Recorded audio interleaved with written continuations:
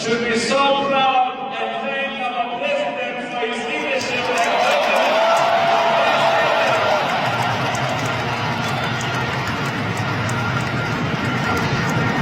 and the next time I come here, I want to see the national team of Rwanda playing against the best national team of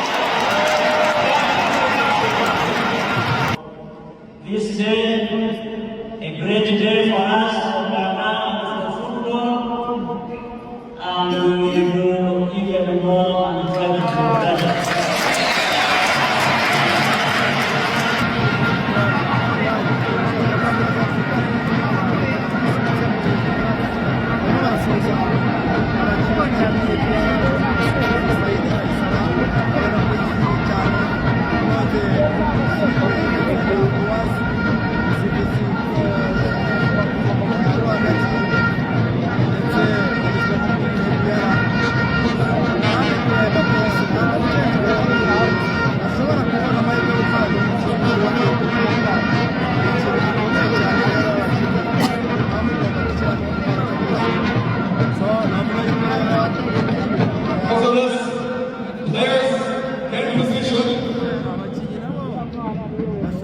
To start the kickoff, this is a far part of the event.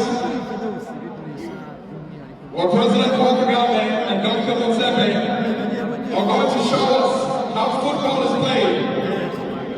But just to make it football